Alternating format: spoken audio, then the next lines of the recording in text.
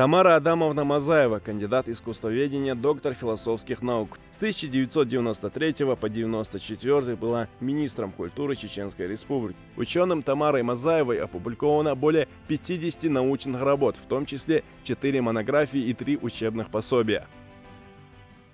Вот теперь я хочу очень коротко сказать, какие типы возрастов чеченцы разделяли, как разделялся возрастной период человека, жизненный период возрастной.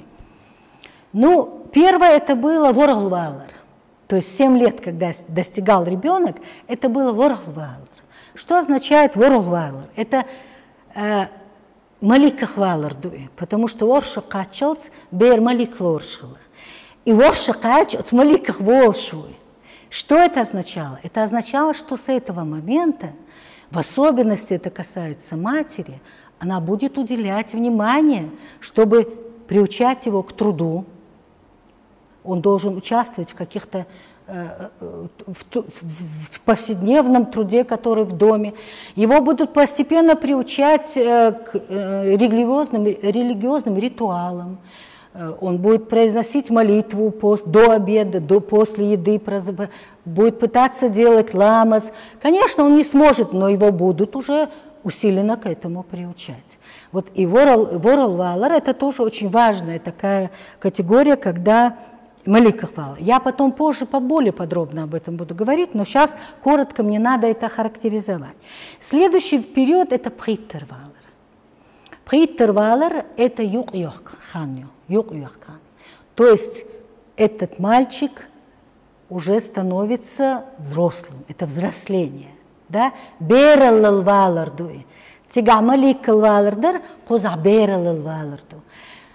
имеет право носить оружие с этого момента. Что означает право носить оружие? За свои поступки, слова он теперь будет отвечать своей жизнью и честью. Поэтому он может носить оружие. Следующий возраст – это после 43 лет. Это такой вот как бы, это был возраст вот мужской. Я вот сразу оговорюсь, я все время буду в примерах в основном мужчин приводить, хотя о женщинах, об отношении к женщине, это особая статья, мы, может быть, об этом поговорим. Почему о мужчинах? Сразу, чтобы не удивлять наших зрителей.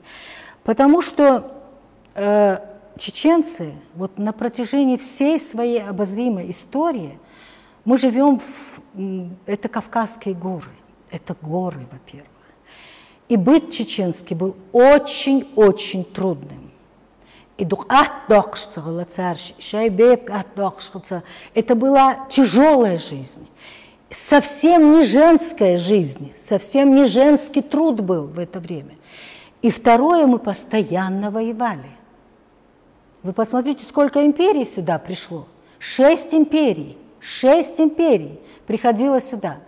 Более того, бесконечные кочевники, скифы, сарматы, аланы, тюркуты приходили. Кто только сюда не приходил, да? Потом уже и Иран, ну я об империях уже сказала. И все время ни на кого не нападавшие никогда за всю свою историю чеченцы только защищали вот эту Богом им данную землю. Но это были перманентные войны. То есть я хочу сказать, что чеченцы вынужденно культивировали мужской генотип. И бештагвой, и то, что он, как бы женщина вторична, это было как бы обусловлено нашей жизнью. Он защищал, понимаешь? Он обеспечивал эту семью, он защищал эту семью. Поэтому очень много вот этих культурных нормативов формируется вокруг мужчины чеченца. И вот и приттервалар, вот мы и говорим, его взросление, он завязывает. Реметуаттер – это вот этот мужской возраст, когда как бы считалось, что он достиг гармонии своего физического облика и духовного тоже. Все-таки 15-летний мальчик, он еще долго дойдет и реметуаттер. Вы понимаете, и реметуаттер Кстати, очень сродни вот такому понятию в Древней Греции, как калокагатия, когда они говорили, что только в здоровом теле здоровый дух, вот и так время туатер, когда полностью формируется его и физический облик, и нравственный, то есть все его культурные нормативы, он уже видит мир так, как он видит его, так, как он лично его видит. И четвертый возраст – это юг-ястер, родюг-ястер называется. Это с 64 лет чеченец-мужчина мог развязать пояс, но это не значит, что он обязательно его развязывал. Были мужчины, которые до смерти не развязывали этот пояс, но он имел право его развязать. Мог швот, швела и так далее. Что это означало? Это означало, что он темловац, чирюкавац. Юг-ястер это означало, то есть он переходил уже в октагу, и он уже другие функции нес, я о них буду говорить позже более подробно. Ну, вот эти 4 возраста нам нужно знать, чтобы понять, как нам зайти в семью. Ну, еще раз оговорю 15-приттервалер. Это важнейшая ситуация, которая для мужчины была. И я уже как бы ее вам объяснила, но еще раз хочу остановиться вот на этих важных сакральных моментах, когда заканчивается материнская кровь, происходит взросление, и базовый характер, то, как он видит мир, что хорошо, что плохо, что можно, что нельзя, у него уже сформировалось. И, как говорят психологи, это в течение жизни редко меняется. Он пронесет это через всю жизнь. Возможно, что-то какие-то, но вот эти базовые установки для него будут всегда очень существенны. Теперь я хочу поговорить о другой очень важной вещи в чеченской культуре. Вот мы часто говорим, айдл. Или там говорят, еще био айдл должшваризм. Или наоборот говорят, еще хаз айдл должшмовую. Да? То есть, как перевести на русский язык айдл? Власть, закон. Да? О нем говорят, он имеет свой закон. Свою власть, да? И айдл должшву, мы так говорим. Это о чем говорит? Это говорит о том, что почему у нас не было, почему мы так долго не хотим и не любим государство.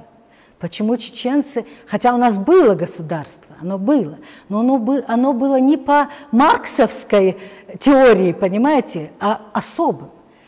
Чеченца не надо было заставлять и пугать карательными органами. У нас не было государства в том плане, что государство имеет аппарат насилия, да, свои органы, полицейские, тюремные и так далее, которые заставляют человека выполнять те или иные законы.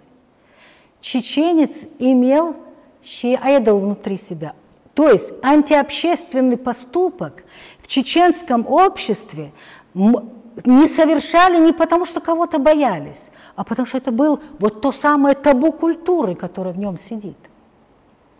И он не может это сделать не потому, что кого-то боится, он даже мысли бояться не надо. Он не может, потому что после этого он обречет на позор себя, своих близких, а возможно и на мщение и смерть. Он знал эти законы.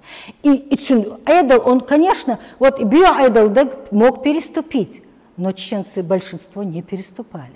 То есть, вот посмотрите, война у нас была, да? 2 страшные войны были. И что? Было мародерство. Было, чтобы крали друг у друга, да, хотя могли бы, пустые дома, чеченцы не делали этого, потому что невозможно, на этом табу, ты не можешь это сделать только потому, что внутренний айдол, вот твои внутренние законы тебе не позволяют пойти и забрать телевизор соседа, понимаете? Может быть, такие были, но эти маргиналы есть в каждом обществе. Но ни один он постыдится своих детей принести этот телевизор из соседнего дома. Конечно. Это тоже очень важно. И вот, когда удивляется, вы понимаете, есть общество, где антиобщественный поступок не совершают не потому, что боятся закона, а потому что это не позволяет внутренний айдол, его морально-нравственные императивы, вот его морально-нравственные нормы не позволяют ему это сделать. Что делали чеченцы с такими людьми? Кто, например, не защитил гостя, да, наш айдол, что такое айдол шмоуду, не защитил гостя, изгнание, ложно присягнул, самые страшные кары были, и никого не надо было. Юрту голый, как один мне вот, информатор сказал, юрт дуалялч, сана айдол даумдатсон. Юрт дуалёля, а это, казалось бы, всего лишь село. Естественно, он говорит о чеченском обществе. Знаете, мне это напоминает, вот, не напоминает, а вот не случайно волк является таким вот животным, на котором, даже его нельзя символом, но это вот наш тотем, да, символ, конечно, символ. Почему о мужчине говорят, да, да? Потому что у волка есть такое качество. Там много красивых качеств, я не буду их перечислять, но одно из них это то, что волк не поддается дрессировке никакой. Волк может признать человека, но как друга, не как хозяина. Волк может признать человека. Вы же видели, если вы смотрите Discovery, они признают, но не дай бог он попытается его дрессировать. Все, он станет волком тут же. Вот это свойство, это Discovery, есть хорошие фильмы о волках. Вот чеченец, его не надо дрессировать, его не надо пугать. Волк поступает так, потому что вот такова его природа, да? Вот волки не бросают родителей, например, в отличие от многих животных. Это его природа. Волк единственный, который бросается на животное, которое сильнее его. Ни одно животное такое не делает. Чеченец делает.